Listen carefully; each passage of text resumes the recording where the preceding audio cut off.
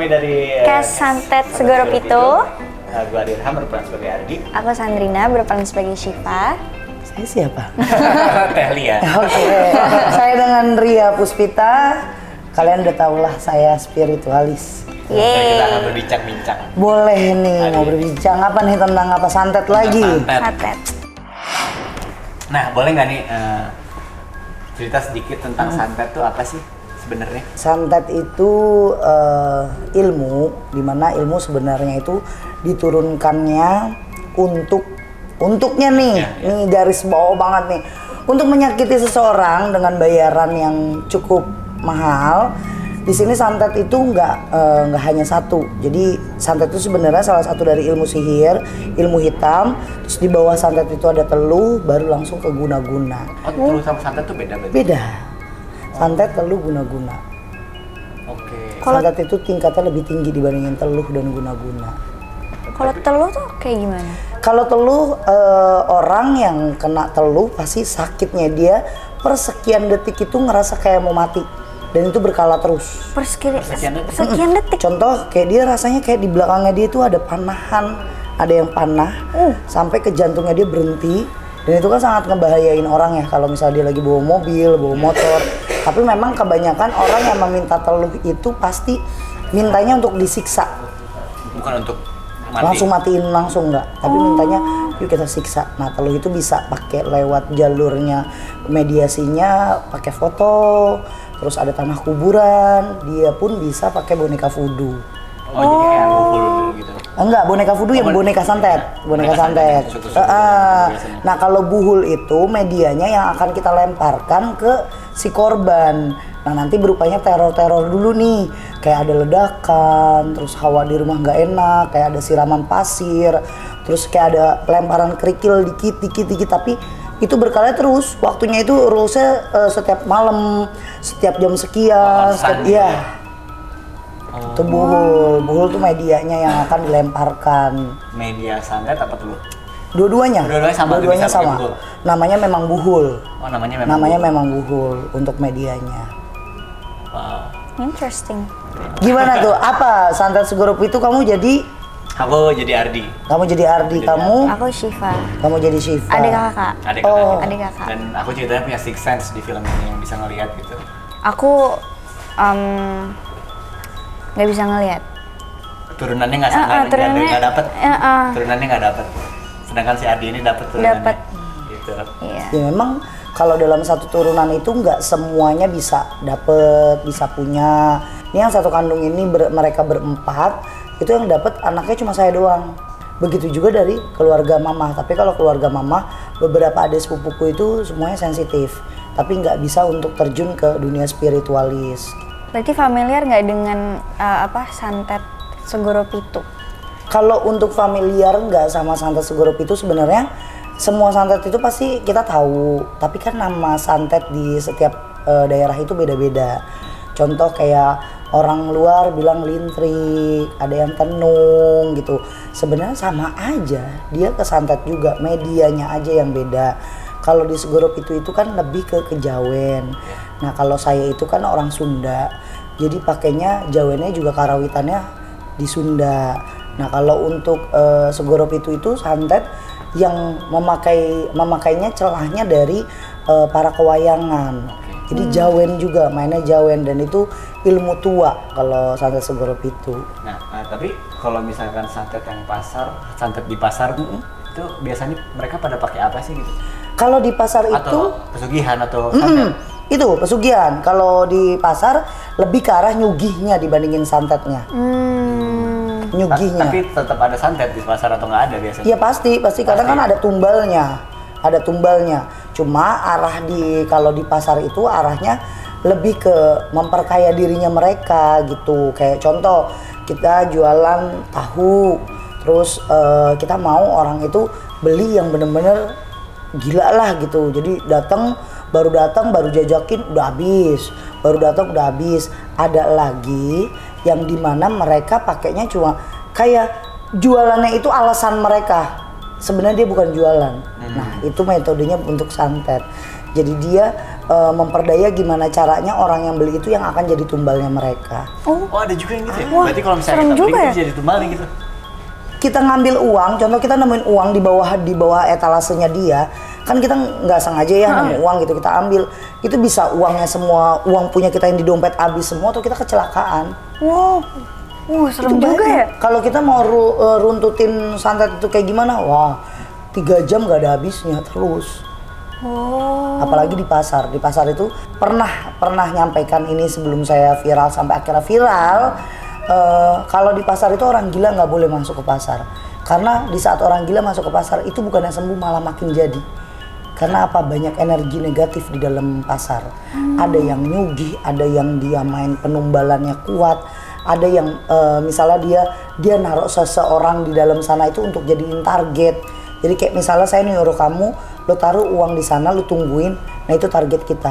Target ambil apa? target. Iya, untuk dimatikan. Jadiin tumbal. Serem banget ya. Tapi kalau misalkan dukun gitu ya, itu jadiin tumbal dia yang ambil uang itu. Ada konsekuensi buat dukunnya nggak sih? Kalau dukun pasti ada konsekuensinya, tapi lebih ada konsekuensinya orang yang minta tolong. Kliennya. Nah, itu dia yang ada Konsekuensinya di konsekuensi. dia. Kalau misalnya konsekuensi lebih ke si klien yang datang, kayak contoh saya punya pasien dulu, kita bahasnya tentang penglaris ya, nyugi. Iya. Jadi ada perempuan datang ke rumah, dia itu punya modal untuk jualan cuma 500.000. Saat itu dia jualannya ikan asin. Nah dia bilang, kok gue itu beda teh karena sama yang lain. Yang lain tuh tetangga gue pada pakai penglaris, kata dia gitu. Padahal dia juga nggak tahu benar atau nggak pakai penglaris. Soalnya dia setiap sampai jam 3 sore aja jualan tuh nggak sampai habis. Tapi tetangganya kayak misalnya datang jam 8, jam 10 udah habis, jam 11 udah habis gitu. Nah dia minta tolong, dia habis jual tanah, dia mau maharin. Bagaimana caranya biar dia tanpa harus jualan juga dapatlah untung gitu, dapatlah kaya, dapatlah dia uang banyak. Terus saya bilang di sini memang harus pakai topeng. Topengnya itu ya kamu harus tetap jualan. Kalau kamu nggak jualan, terus kamu mau gunain nyuginya pakai apa? Gimana medianya gitu kan? Ya udah berarti saya tetap jualan. Terus gimana caranya? Ikutlah ke saya. Datang ke saya, kita deal-dealan mahar.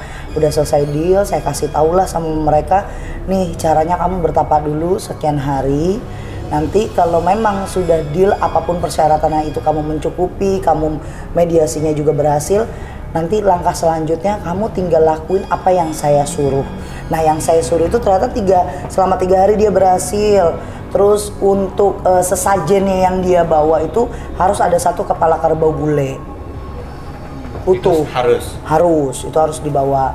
Terus ya kalau misal sajen kayak kembang terus gitu-gitu, menyan itu mah udah biasa. Memang itu harus dipenuhin. Kembang, menyan, terus kopi pahit, teh pahit, air putih, terus darah dari si leher kerbaunya itu ditaruh di cangkir gitu. Cangkirnya kita milihnya cangkirnya dari bambu. Tahu nggak cangkir panjang dari bambu? Ya, alasannya? Ya memang harus itu. Harus. Terus tatakannya juga dia kayak daun pisang. Sama kamu tahu tampah? Yang buat nyanuin beras. Nah itu di situ, di atas itu udah dipenuhin semuanya. Dia lakuin mediasi bareng sama saya. Nanti di saat 3 hari angin besar dan wangi, kamu ngerasain di situ ada angin besar, wangi. Kamu ambil darah itu, kamu minum. Saya suruh gitu karena saya ada di belakang mereka. Jadi tapi saya nggak mau melakukan ritual itu karena saya hanya bahasa kuncen lah yang nyuruh mereka. Ternyata dia bangun di hari kedua, dia minum itu darah. Terus saya tepuk tangan. Berarti lu berhasil. Jadi sebelum 3 hari dia udah berhasil. Dia udah diterima karena emang kita juga nerima orang-orang yang tekadnya yakin untuk mau ngambil semua konsekuensinya. Yang pertama ibu-ibu ini itu dia janda, anaknya ada 4. Terus udah kayak gitu dia udah biasa ke dukun-dukun. Jadi kayak ngelakuin hal kayak gitu tuh dia biasa aja. Akhirnya dia ngelakuin ritual di mana dia harus punya 1 kamar yang khusus. Itu di setiap per malam Jumat Kliwon dia harus nyediain sesajen yang tadi kita butuhin itu, plus harus ada darah lagi. Tapi kalau darah yang kali ini harus dari ayam. Ayamnya harus ayam betina. Nah itu dilakukan setiap minggu malam Jumat atau setiap malam Jumat Kliwon. Selalu harus. Kliwon. Harus. Jadi kalau ketemunya malam Jumat Kliwon di 1 bulan dapatnya 2 ya 2 kali dia Nggak boleh lakukan stop ritual berarti itu. itu. Nggak boleh. Dan nanti di dalam kamar dia harus menyediakan tampah tadi itu, ditutupin kain merah dan taruh di samping tempat dia biasa naruh sajen. Jadi gunanya untuk nambah uang di situ. Jadi setiap dia datang ke tempat dia jualan, ada penglaris, uangnya itu langsung ditaruh ke sana. Nah, kalian harus tahu penglaris yang jadi penglarisnya dia itulah yang nantinya jadi tumbal. Contoh saya baru buka nih. Iya. Kamu yang beli pertama kali nih, kamu ya nih saya beli ikan asin. Wah, alhamdulillah nih penglaris nih bahasanya gitu kan. Nah, uang kamu ini kita langsung taruh di sana. Dia nyuruh anak buahnya taruh di kamar itu. Nah, nanti dari uang itulah kamu udah ada aja yang entah kamu pulang dari situ tiba-tiba kecelakaan. Biasanya kecelakaannya itu bukan hanya kendaraan ya. Kamu bisa kayak dari kamar tiba-tiba jatuh terus langsung nggak ada. Tapi di sininya ada cakaran 3 lah, 3 cakaran gitu. Berarti tetap aja kalau pesugihan pada entitasnya berarti ya? Ada. Harus ada apa sih kayak clue-nya kalau itu mati gara-gara nggak biasa gitu. Dan itu bisa dilihat dengan mata Mata yang biasa. Mata yang biasa bisa dilihat gitu. Bisa. Nah, tapi kalau misalnya kayak santet yang bisa nyerang keluarga banyak gitu, itu ada juga. Ada lah. Pernah punya pengalaman gitu kayak klien yang Ada, "Gua mau santet ini nih. Tapi keluarga itu ini," lebih gitu. tepatnya ke sihir ya, karena kita ngambilnya sihir. Itu kan kita harus ngabdi dulu sama iblis, ada berbuat perjanjian. Nah, perjanjiannya itu yang menghabiskan atau membantai satu keluarga. Dan itu kan nggak bisa yang satu keluarga langsung dimatiin, tapi satu tapi Iya, dalam caranya jangka waktunya. berbeda-beda. Nah, itu. Berarti film Santet Segoropi itu bisa terjadi di kejadian nyata gitu ya, Iya. bisa dibilang kayak gitu ya. Iya. Maksudnya Serem banget sih. satu keluarga diteror bertubi-tubi oleh entitas gitu. Iya. Diteror beneran. Dan itu banyak kejadian yang sampai datang ke tempat saya itu yang sudah mulai kayak itu kejadiannya sampai ke tante saya, ke mama saya. Sekarang saya kayak yatim piatu, tapi saya mau nikah. Saya takut nanti suami saya, anak saya. Jadi kayak korban ke pewaris kesekian, ngerti nggak? Turunan kesekian udah nyerah. Kayak adik dia udah meninggal, terus kakaknya dia udah meninggal, ibunya dia. Dan meninggalnya itu dalam 1 tahun kayak langsung 5 orang. Dan aneh-aneh itu ada yang kita bantu untuk menyelesaikan biar dia punya kehidupan yang lebih baik lagi ke depannya. Pemutus rantainya sih. Nah, tapi si santet itu tuh yang bisa nyerang keluarga gitu bisa diberhentikan? Bisa. Atau dia terus berlanjut sampai Iya, sampai generasi mana yang gitu. Bisa diberhentikan kalau memang ketemu sama orang yang pas untuk spiritualisnya. Tapi kalau misalnya dia tidak tahu dan dia tidak sadar kalau ini semua nggak baik-baik aja, dia lanjutin terus ya sampai habis turunannya. wow. Dan penerorannya itu bukan makin ke bawah makin aman, makin ke bawah itu makin ada aja dan makin lebih gila seremnya. Wah, serem banget. Contoh bapakmu, ibumu udah tahu kejadian itu, bapakmu yang melakukan janji, kamu dengan adikmu dan itu terus. Dan itu bahkan ke kamu sama misalnya kamu sama adikmu dalam film itu memang kejadian nyata yang ada. Ya memang itu terornya gimana seserem mungkin dan nggak ada udah-udahnya terus diantem terus ada aja. Ya memang Santet Segoropi itu di sini menceritakan tentang apa namanya? Realistis banget berarti cerita tentang santetnya gitu di sini gitu, realistis banget gitu. Dan solusinya cara dia Santet Segoropi itu kan santet 7 samudra ya. Tapi apakah benar santet tuh bisa ngelewatin lautan gitu? Kalau untuk santet memang sebenarnya mau lautan darat udara itu nggak ada ngaruhnya. Nggak ada ngaruhnya? Nggak ada ngaruhnya. Itu hanya pantangan doang sih sebenarnya, kita ucapan aja zaman dulu, tergantung kekuatan kitanya kayak gimana. Kalau contoh kita emang nggak bisa kena santet, mau lewat dari manapun ya nggak akan kena. Tapi kalau memang kita lemah, di saat semua orang lewat samudra atau lewat lautan udah sembuh, kitanya belum, memang dari diri kitanya aja. Kayak kamu naik jalan kaki jangan di sebelah kanan, di sebelah kiri. Nah kalau emang di sebelah kirinya jurang, masa iya kita mau di kiri? Kan mau nggak mau kita harus di kanan, walaupun yang penting apa? Pelan-pelan. Sama kayak itu santet. Memang mau lewat udara, laut, darat itu sebenarnya ada yang bisa kena, ada yang enggak. Nah begitu juga di laut, ada yang bisa sembuh, ada yang enggak sama sekali. Tapi memang produksi dari produser Rocky Soraya itu selalu punya cerita yang relate. Iya. Iya. Kayak sebelumnya saya diundang pun dengan hal orang-orang dari kalian bikin cerita indigo, itu relate. Yang ini Santet Segorop itu juga relate, cuma karena bahasa Jawa, jadi saya sempat nanya apa tuh Segorop itu artinya gitu. Kecuali orang Sunda ya tuh. Ya, Sunda mah artinya tadi guys. Nyaho, Tapi menarik gitu, santet tuh bisa ngebunuh gitu. Yang jadi pertanyaan buat aku sih, yang ngebunuh tuh sebenarnya pikiran kita apa santetnya? Pikiran. Pikiran kita kan? Sebenarnya santet itu tidak bisa mematikan yang langsung kita dibikin mati seketika terus kayak orang ada yang dicekek gitu, enggak. Tapi ilusi kita lah yang bikin itu jadi kenyataan. Karena apapun yang kita pikirin terlalu dalam sampai akhirnya Tuhan pun mengizinkan. Karena kita yang minta dari apa alam bawah sadar kita. Mindset otak kita udah rusak. Makanya kebanyakan orang yang kena santet itu seperti punya halusinasi. Sebenarnya memang yang dihajar itu bukan lagi mata lihatnya dia, tapi mata batinnya sama pikirannya. Wah. Itu yang cepat mematikan. Tapi cara menangkal atau cara menyembuhkan santet kalau misalnya kita kena itu gimana sih? Banyak banget caranya, tapi yang paling pertama itu kita yakin ibadah itu nomor satu ya. Kalau saya selalu punya jurus jitu untuk orang-orang yang kepengen, yang mau sembuh dari ilmu santet teluh guna-guna itu ada 3. Yang pertama, jangan overthinking. Jadi di saat kita udah tahu kalau kita itu nggak baik-baik aja, di saat kita ada mediasi dari orang lain, oh iya kita memang kena nih. Terus ada lagi banyak orang yang bilang kalau kita nggak baik-baik aja. Langsung jangan overthinking, kita tenang dulu. Jangan overthinking, kita naikin ibadah. Terus baru kita lari mau ke spiritualis atau kita mau ruqyah mandiri. Nah, spiritualis itu kan tergantung sama kemauan kita juga.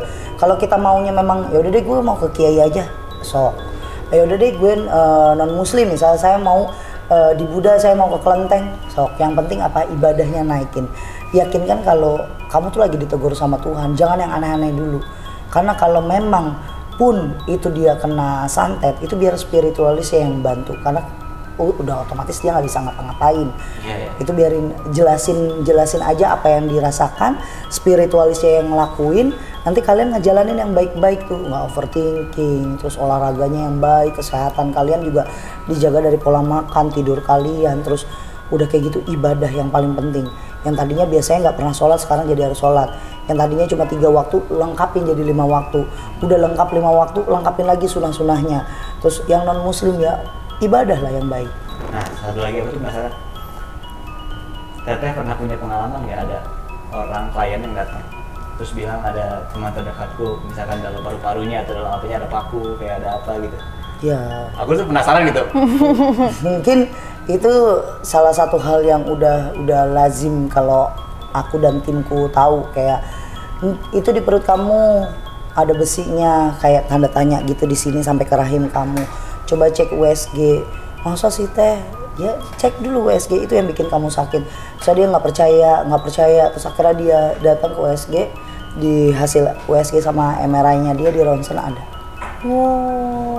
Di kaki dia tuh bengkak, merah, bengkak kayak orang melepuh gitu. Merah tapi nggak melepuh, tahu merah kenceng, kaki tuh kayak orang bengkak tapi merah semuanya. Dan itu saya bilang di betis kamu ada plat itu kayak besi tapi lempengan, kayak plat gitu, kecil segini.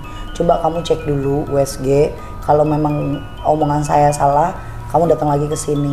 Ternyata datang mana bawa hasil ronsen, iya ada plat. Itu dokternya sampai bilang, kok bisa sih besi itu masuk ke dalam betis kamu? Karena di luarnya nggak ada. Emang tiba-tiba di situ. Itu yang bikin itu santet berarti? Santet. Itu yang bikin dia nggak bisa jalan sama sekali.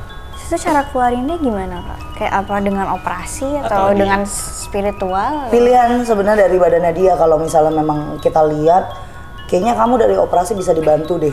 Karena ini udah nggak ada energinya, jadi dia keluar. Jadi dia timbul. Nah itu bisa. Tapi kalau misalnya ini nggak bisa dengan operasi, mau kaki kalian diubek-ubek tuh nggak ada. Ya berarti itu saya yang ngelakuin gitu. Kita bantu untuk keluar. Berarti kalau misalnya energinya udah habis itu timbul si besi. Timbul. Kalau misalnya belum habis berarti dia nggak akan timbul. Dia nggak kelihatan ya. Biar kalian berdua juga nggak cuma jadi pemain, teman-teman semuanya itu tahu kalau ilmu sihir itu kan banyak dan berbagai macam caranya mereka melakukan kejahatan. Dan ini cuma mengedukasi aja biar kalian tidak melakukan hal-hal yang bagi saya itu bodoh. Karena yang tadinya menembak, akhirnya dia sendiri yang ketembak. Jadi senjata makan tuan. Dan untuk kalian semua yang mau tahu nih, bener nggak sih teh di pasar itu, tapi pasarnya itu harus pasar tradisional ya. Banyak banget mereka yang melakukan penglaris, sugi, dan itu sudah menjadi apa ya, pembahasan yang umum dan udah nggak lazim lagi.